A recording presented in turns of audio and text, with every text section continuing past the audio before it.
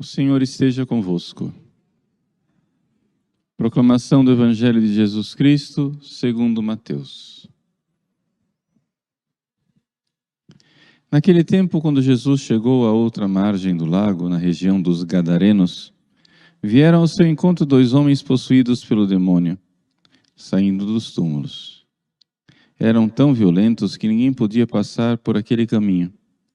Eles então gritaram: "O que tens a ver conosco, Filho de Deus? Tu vieste aqui para nos atormentar antes do tempo?" Ora, a certa distância deles, estava passando uma grande manada de porcos. Os demônios suplicavam-lhe: "Se nos expulsas, manda-nos para a manada de porcos." Jesus disse: "Ide." Os demônios saíram e foram para os porcos, e logo toda a manada atirou-se monte abaixo, para dentro do mar, afogando-se nas águas. Os homens que guardavam os porcos fugiram e, indo até a cidade, contaram tudo, inclusive o caso dos possuídos pelo demônio. Então a cidade toda saiu ao encontro de Jesus. Quando o viram, pediram-lhe que se retirasse da região deles. Palavra da salvação.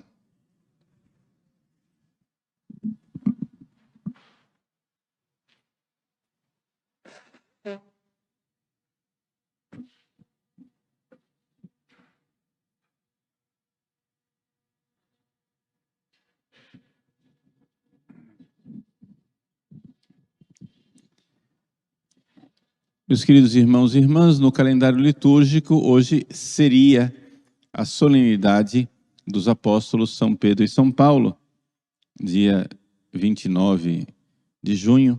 No entanto, no Brasil, para que todo o povo possa celebrar essa grande solenidade, ela é transferida para o domingo seguinte, e nós iremos então celebrá-la. Mas como a igreja permite, hoje então celebramos uma missa votiva, né, em homenagem a São Pedro e São Paulo. Como geralmente, no dia de São Pedro e São Paulo, se fala de São Pedro, porque, claro, é mais importante, né? O dia do Papa, a fidelidade. Hoje eu gostaria então de falar de São Paulo um pouco, para que não percamos de vista a grandeza desse apóstolo. São Paulo, todos nós sabemos, não foi apóstolo que conheceu diretamente a Jesus nos seus dias aqui na terra. Ele mesmo diz, na primeira carta aos Coríntios, capítulo 15, que Jesus apareceu a ele como a um abortivo, ou seja, fora do tempo. Mas esse relato da carta de São Paulo aos Coríntios nos chama a atenção para uma coisa. São Paulo é o autor mais antigo do Novo Testamento. Ou seja, as 14 cartas de São Paulo que estão no Novo Testamento são os documentos mais antigos da nossa fé cristã. Elas foram escritas antes dos evangelhos. Elas atestam, né, a nossa fé e o que seria da fé da igreja sem as cartas de São Paulo. Ou seja, nós estaríamos perdidos. Então a grandeza da fé que é transmitida por esse apóstolo, a grandeza das cartas inspiradas por Deus, como de fato São Paulo foi um vaso da eleição. Essa é a palavra que Deus mesmo usou a respeito de São Paulo. Não é?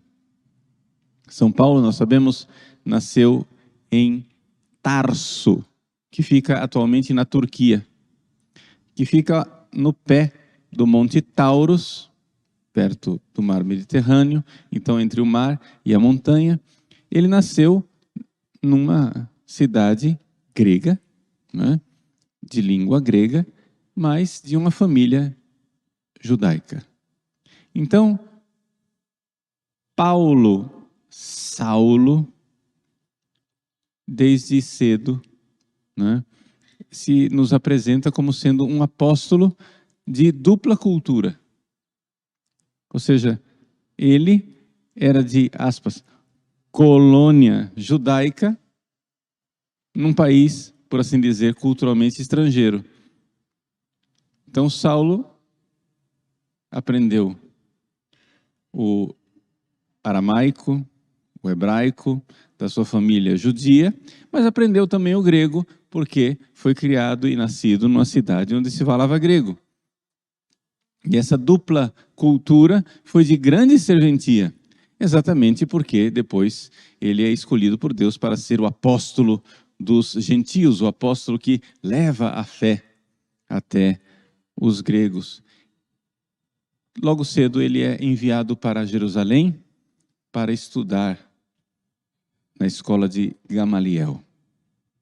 Ele, da tribo de Benjamim, circuncidado ao 8º dia, estrito observante da lei, fariseu, né, enquanto forma de interpretar a lei, Saulo era um homem de grande zelo religioso. Nós hoje usaríamos a palavra de radicalismo. Não era um homem de meias medidas. Não era um homem que gostava de colocar panos quentes nos problemas. Ele queria resolver os problemas. E então, este zeloso filho, né, da lei de Moisés, ouve falar que existe um homem que se fez Deus. Não existe blasfêmia pior. Não existe sacrilégio pior. Não existe coisa mais horrorosa do que um homem, uma criatura humana, nascido de mulher, se fazer Deus. Quem é este ousado? Quem é este blasfemo? Quem é este sacrílego?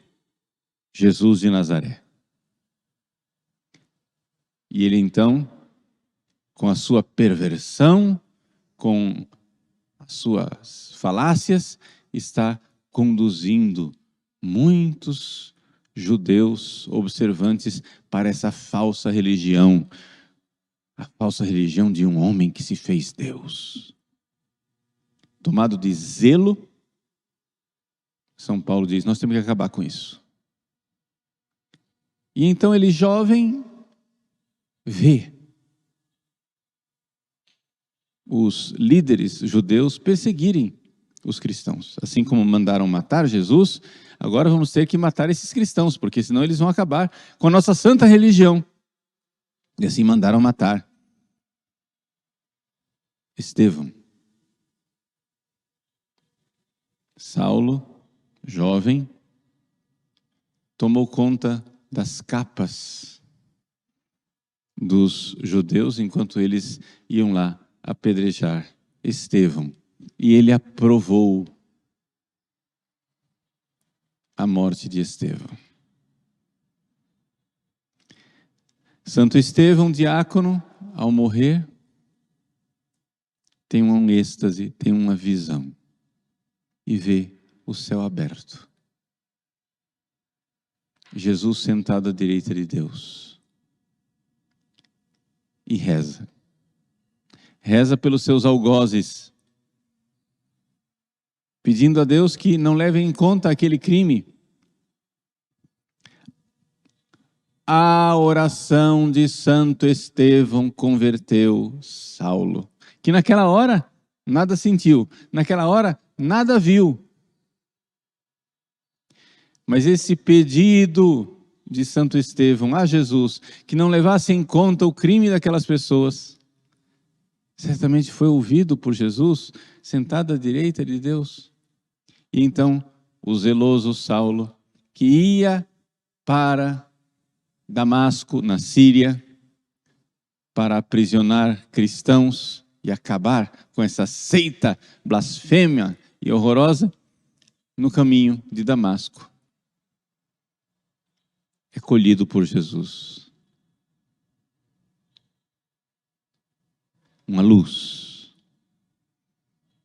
que vem do alto. Vejam, Saulo não estava rezando, Saulo não estava pedindo a conversão, não tinha meditado nada sobre Jesus, totalmente despreparado por uma intervenção gratuita de Deus, cai no chão, cego, cegado por aquela luz sobrenatural, e uma voz que lhe diz: Saulo, Saulo, por que me persegues? É duro para ti recalcitrar contra o aguilhão. Era Jesus.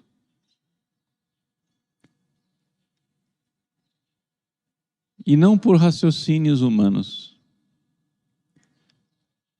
Ali, Saulo vê Jesus. E ali ele vê que aquele Jesus que ele achava que era um homem que se fez Deus, na verdade, era Deus que se fez homem. A conversão de Saulo se deu nesta aparição do ressuscitado. Jesus já tinha subido aos céus. Jesus já tinha encerrado o seu ciclo de aparições aos apóstolos, aos quais ele apareceu durante 40 dias. Porém, anos depois, como um abortivo, fora do tempo, Jesus então decide aparecer para Saulo. Saulo entra na cidade de Damasco, levado pelos seus companheiros, cego e envergonhado, confuso e atônito diante de tudo aquilo que ele tinha vivido. Ananias é levado até ele e Jesus diz: à rua direita, lá tem um homem chamado Saulo. Ele está rezando. Jesus ouve nossas orações. Jesus ouve nossas orações. Saulo estava rezando, então, ouvindo a oração de Saulo. Antes Jesus ouviu a oração de Estevão, agora ouve a oração de Saulo. E Saulo está rezando, e Ananias vai lá e batiza Saulo. Caem as escamas dos olhos dele, ele começa a enxergar. E aquele que antes era perseguidor dos cristãos, torna-se o seu mais fervoroso apóstolo. Porém, São Paulo não se tornou apóstolo imediatamente. Ele foi para o deserto rezar. E é importante nós nos darmos conta disso. Um verdadeiro apóstolo é alguém que se encontrou com Jesus. Quando o apóstolo prega, ele tem que pregar aquilo que ele encontrou. E encontrou onde? Encontrou na oração. É importante nós nos darmos conta disso. São Paulo, diz ele na carta aos Gálatas, foi para o deserto da Arábia e ali ficou em oração. O grande apóstolo, antes de ser um grande apóstolo, vamos usar a palavra que na época não se usava, mas foi um grande monge. Um homem de vida contemplativa. E nessas suas contemplações, São Paulo, como ele mesmo revela na segunda carta aos Coríntios, teve grandes experiências de Deus. Ele diz: conheço uma pessoa que foi levado ao terceiro céu. Não sei se no corpo ou fora dele. E ali viu coisas inefáveis. Ele está falando dele mesmo. São Paulo era não somente um homem de grande oração, era um grande místico.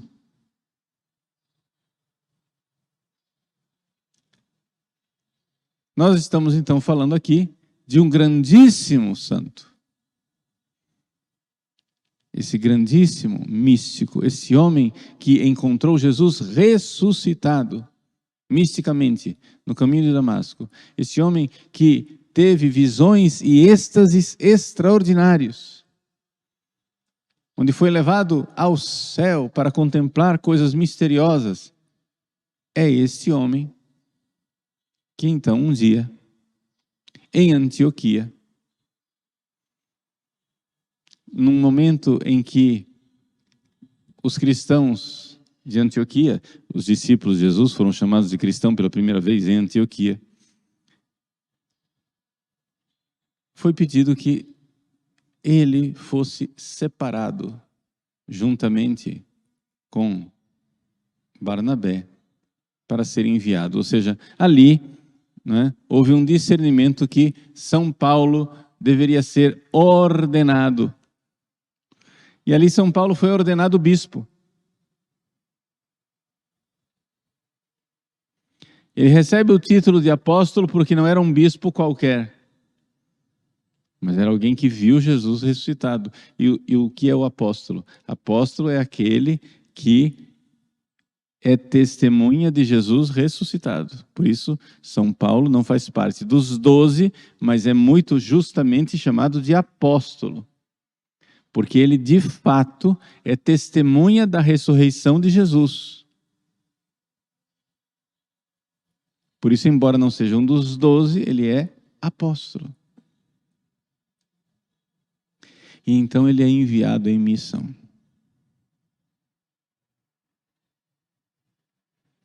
E ele começa a pregar o evangelho na língua grega, porque providencialmente ele tinha sido criado, né, em colônia grega. Ele sabia o grego perfeitamente, ele sabia, né, é um grande artista da palavra, ele sabe escrever muito bem em grego.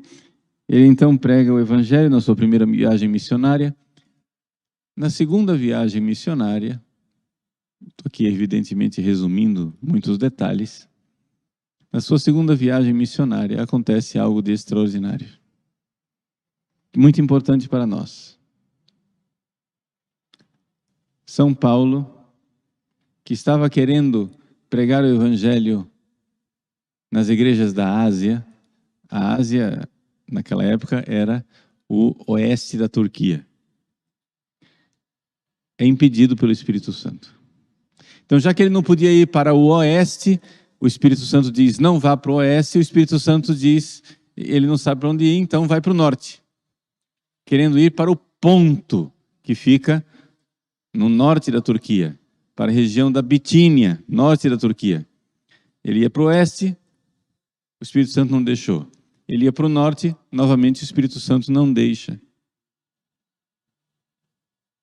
Bom, então se não é para o oeste, não é para o norte, vamos para o noroeste. Ele fez uma média, e então foi e chegou na cidade de Troade. É a região de Troia. A famosa história da Helena de Troia, cavalo de Troia, naquela região de Troade. Mas nós estamos aqui na Ásia, né? No continente asiático. E ali, São Paulo, nas suas orações, novamente, como um grande místico que ele era, tem uma visão. E ele vê um macedônio, ou seja, um europeu,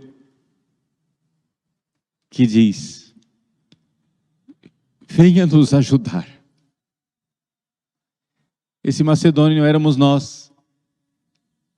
Porque se São Paulo não tivesse passado para a Europa para pregar o evangelho à Europa, Portugal não creria, o Brasil não creria.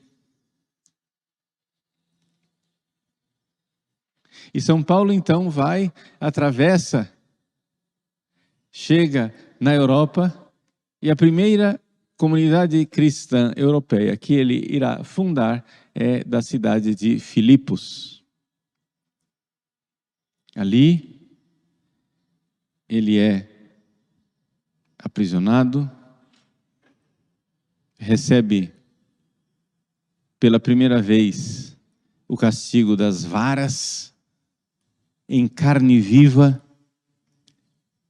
cheio de feridas, com um cepo nos pés, ele é colocado no mais profundo calabouço, onde não havia luz, onde não havia higiene. Podemos imaginar São Paulo, cheio de feridas, sangrando, febril, no meio das fezes de ratos, da urina de prisioneiros, no escuro, aquela prisão fétida.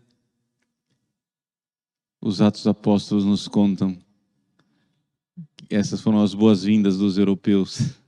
Essas foram as boas-vindas que nós demos aos apóstolos que viriam nos salvar. E os Atos dos Apóstolos então dizem uma coisa que, se não estivesse escrito na Bíblia, eu não creria.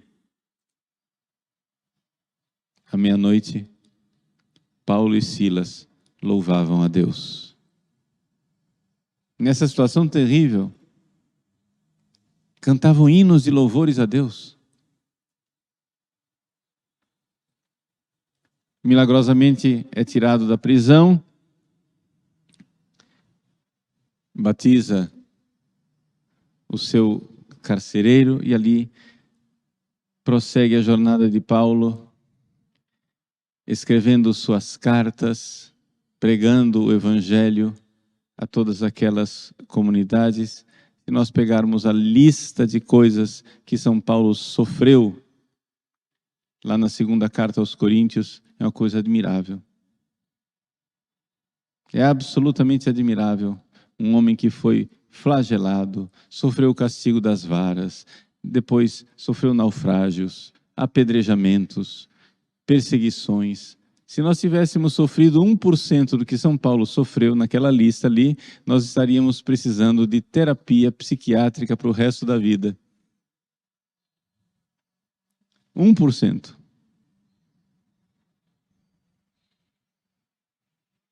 Mas nós estamos falando aqui de um grande santo, um santo de sétima morada. E esse grande Paulo, então, finalmente é levado prisioneiro a Roma. Estou resumindo muito a história, porque senão nós vamos passar a manhã inteira aqui contando a história de São Paulo. Ele é levado a Roma, ali, por um tempo é mantido como prisioneiro, depois é solto outra vez, vai até a Espanha, leva o Evangelho para a Península Ibérica, é nós, Península Ibérica, Portugal e Espanha, nós somos evangelizados por São Paulo. Claro, também a tradição nos fala de São Tiago, etc., mas é certeza que São Paulo chegou à Península Ibérica. Depois volta para Roma, é aprisionado uma segunda vez e é decapitado no ano de 67 depois de Cristo, debaixo do governo de Nero. Seu sagrado corpo é sepultado num pequeno cemitério na Via Ostiense e hoje é a grande basílica de São Paulo fora dos muros. Meus queridos, que prodígios Deus fez para nós, nos dando São Paulo. Nós nada seríamos se não tivéssemos esse grande apóstolo. Esse vaso de eleição. Ele mesmo que diz, quando éramos um vaso da ira, mas Deus responde, mas agora, Paulo, tu és para mim um vaso de eleição. Então, vamos louvar a Deus por esse vaso de eleição, por esse grande apóstolo, nesse dia extraordinário. Esse dia em que a cristandade inteira se alegra pelo derramamento do sangue desses dois grandes apóstolos. O príncipe dos apóstolos, São Pedro, o apóstolo dos gentios, São Paulo. Vamos então desde já aquecendo o nosso coração para celebrarmos no domingo a solenidade desses dois grandes apóstolos e podermos assim louvar a Deus por todo o bem que deles recebemos. Cremos de verdade na fé desses apóstolos. E como eles, Deus nos dê a graça de derramarmos o nosso sangue, se necessário for, para não negarmos a fé dos apóstolos, para professarmos a fé dos apóstolos. A palavra martírio quer dizer testemunho, para testemunharmos até o derramamento de sangue a fé apostólica. Cremos na igreja que é una, santa, católica e apostólica.